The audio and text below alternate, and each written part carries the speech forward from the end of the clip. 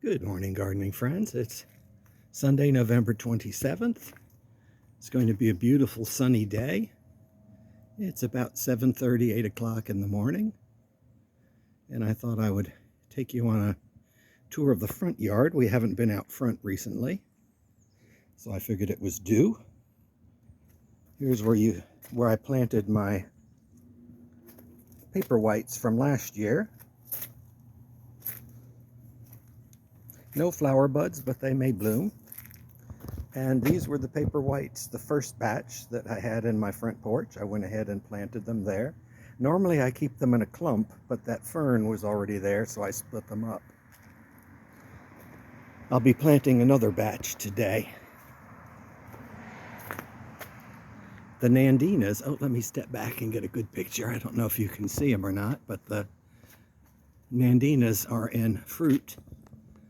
And they are absolutely gorgeous. This is when they really look their best, is when the berries come out.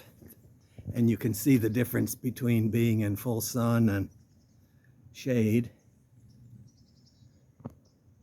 They do really well. Squirrels like to get in the branches and break them off. I don't know whether or not they eat them, but at least they like to break them off of the shrubs.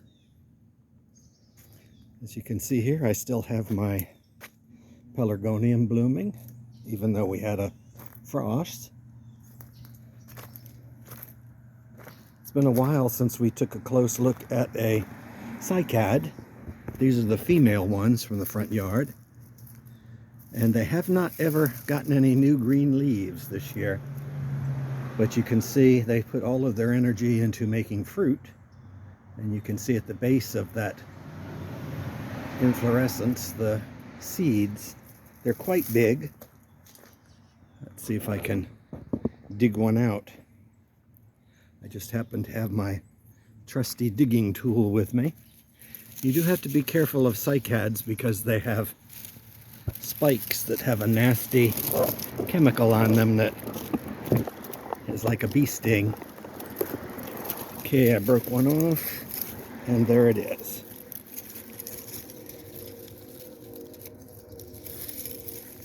It's a hard fruit. Kind of looks and feels like a potato. I just leave it there. They are quite prolific. Once when they set seed, they sprout readily. At least I've had pretty good luck with them.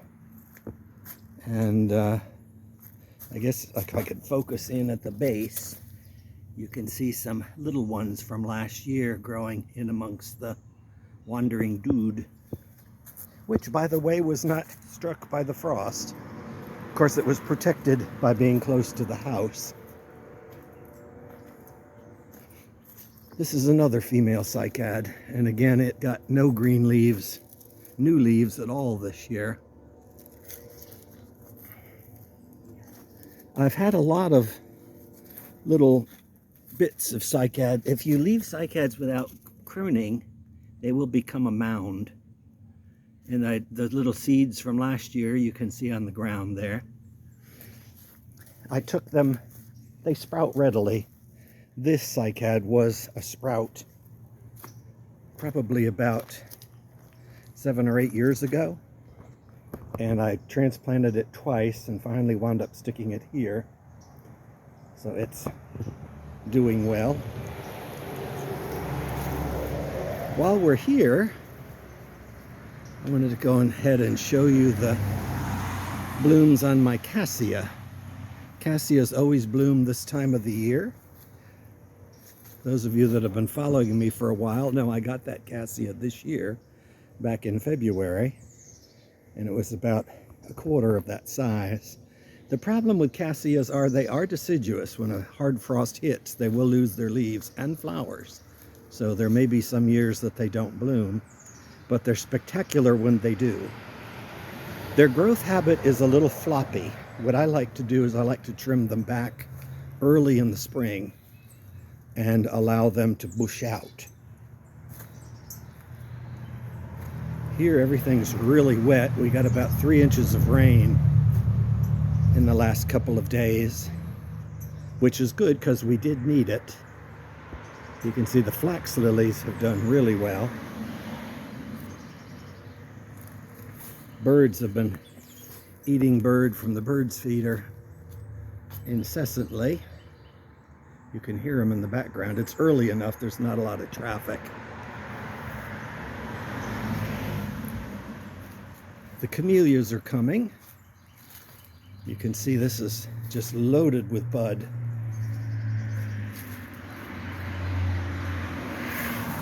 This is going to be a large pink flowered camellia.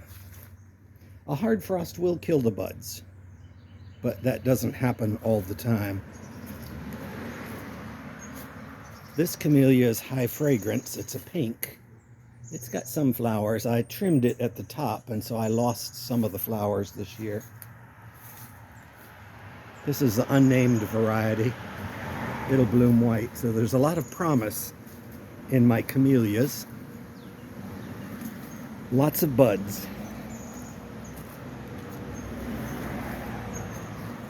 Let's see, was there anything? Oh, I wanted to show you my... Oh, this camellia, I should point out, is a beautiful one. I've trained this to be like a lollipop.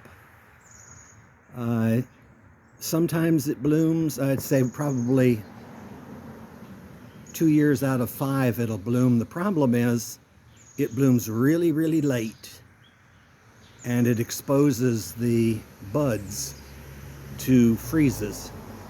And once when they get touched by frost, it really mars or disfigures the flowers. But the beauty of these flowers, again, it's an unnamed variety. They're pink, double like a carnation, but the edges of the leaves are all sawtoothed. I've never seen another camellia like that. And you may have heard me say once before, never buy camellias that are not in bloom, because you want to know what it is you're getting. Because I have bought camellias that were supposed to be one thing, and when they bloomed, they were another.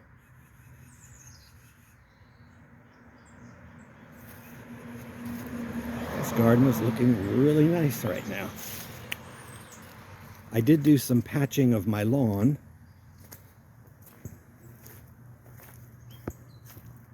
I do have winter rye that's going to be spread out shortly. This is a hole that sinks about every 3 or 4 years, and I have to keep throwing more dirt on top of it. I don't really want to know why it's sinking. Let the next person that owns the house figure that out. But I do know my water bills have not gone up any, so it's not a water leak.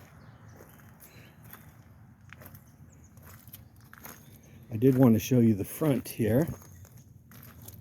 My antirrhinums or snapdragons are doing really well. They don't tend to do as well on the edges, and so what I do is I fertilize them. I fertilize them a little more heavily at the edges, probably because I do use a weed killer on my parking pads, and it's possible that the residue may be tainting the ground some over there. So there you have it. A quick walk around the front yard, and I thought I'd leave you with the Nandinas. That's the whole reason you grow Nandinas, is for these berries. So have a good day.